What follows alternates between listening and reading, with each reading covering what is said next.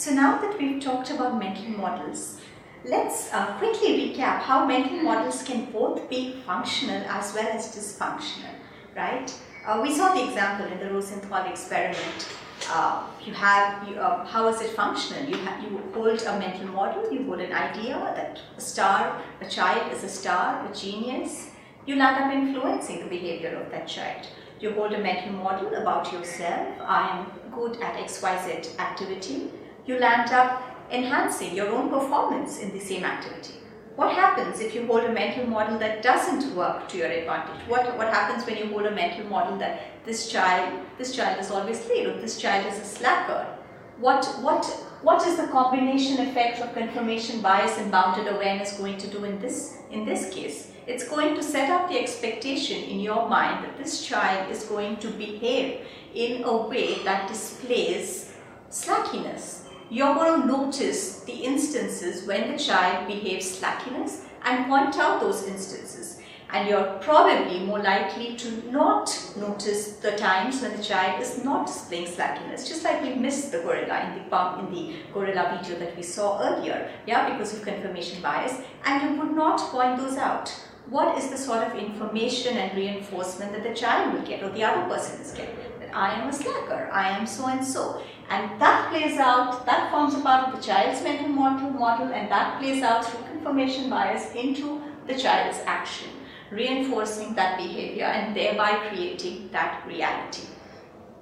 Now here's something that we need to talk about when we're talking about mental models, when we're talking about this whole idea of the self-fulfilling loop that gets set up because of confirmation bias combined with bounded awareness, sense-making and mental models. We want to talk about, I'm going to talk about the subjective nature of reality. Now I know it sounds very philosophical, it sounds like, oh my God, what is she talking about? But bear with me for a minute as I tell you a story, right? This is probably a story that a lot of you have heard before, but let's revisit the story in the light of what we've just been talking about: mental models, bounded awareness, confirmation bias, and sense making, especially in the context of bounded awareness. So this is a story of 4 men in a dark room who are trying to make sense of what's there. And what happened to be in the dark room is an elephant, a big elephant. And these 4 men happen to be standing at different parts of the elephant. So there's one man, the first man is standing near the trunk of the elephant. So he is, he's feeling, it's a dark room, so nobody can see anything. They can only use their senses of touch. So he's touching the trunk of the elephant and he's saying, oh, this is something rough, hairy, kind of cylindrical, like a big fat rope that's swinging around.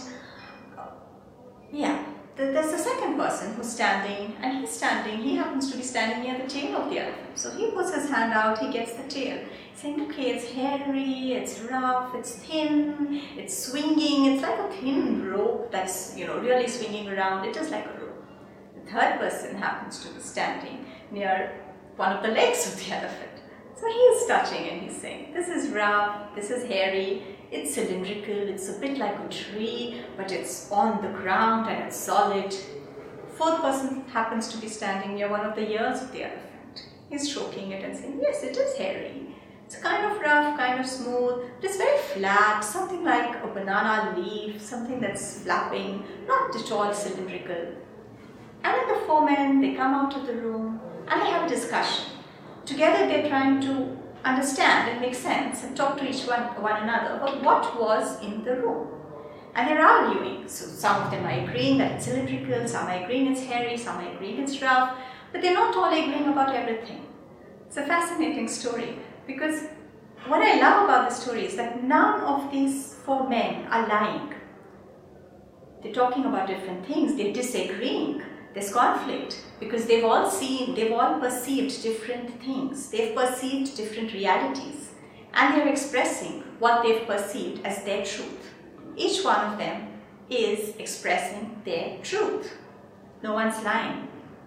But they're not seeing eye to eye. Why is that? Because each one of them has their own version of the truth. And that that to me forms the essence of subjective reality versus objective reality. So we're not even going to explore or get into the question of does there exist an objective reality out there or not. Let's leave that question out for now. Let's leave it to philosophers. We might be philosophers, but let's not philosophize on that now. Let's just challenge ourselves and ask ourselves, even if there is an objective reality, do I, as a human being, have access to that objective reality? Like the four men in the dark room, none of them had access to the total reality. They had access to a part of it, which is why they came away with their own mental model of what was in their own sense making as well of what was in the room. It was their version of the truth. So it is a truth, not the truth. What was the truth? The truth was that it was an elephant. But a truth was what each one of them had. And that is how we run, walk, conduct ourselves through our daily lives and our activities with our versions of a truth, not the truth. Our versions of a reality, not the reality. Our version of a world that we live in, which is not necessarily the world that we live in. And it all stems from the simple notion that we have access to a subset of the information that's out there. The men had access to a subset of the elephant. They didn't see the entire elephant. What is bounded awareness? What is this lens suggesting? We have access to a subset of all the information that's outside of us. Therefore, we are constructing a reality. And why is the reality that I construct my reality, and why is it different from the reality that you would construct if we were present in the same scenario? Because our lenses are different, our mental models are different, our processes of sense-making are different, the basic associations that we have learned and developed since childhood are different. So the basic associations that I hold in my mind are unique to me. My mental models are unique to me. Yes, some of them are shared by culture. So it's possible that I might share more mental models in common with other women than some others. There are cultural models, right? Cultural beliefs that I hold because I'm an Indian, because I'm an Asian. So while there might be certain mental models that are common to certain groups, there are still several associations and models that I have in my head which no one else has. And therefore, every individual has a completely unique configuration of ideas, associations, beliefs, learnings stored out there inside their mind, through the basis of which, and that influences their lens, through the basis of which they process the information that comes in, and therefore they give their own unique meaning to what they perceive. Does that influence their action? Absolutely. What else influences our action other than the meanings that we derive from the context that we are in and the meanings that we derive about ourselves? So that is the idea of subjective reality.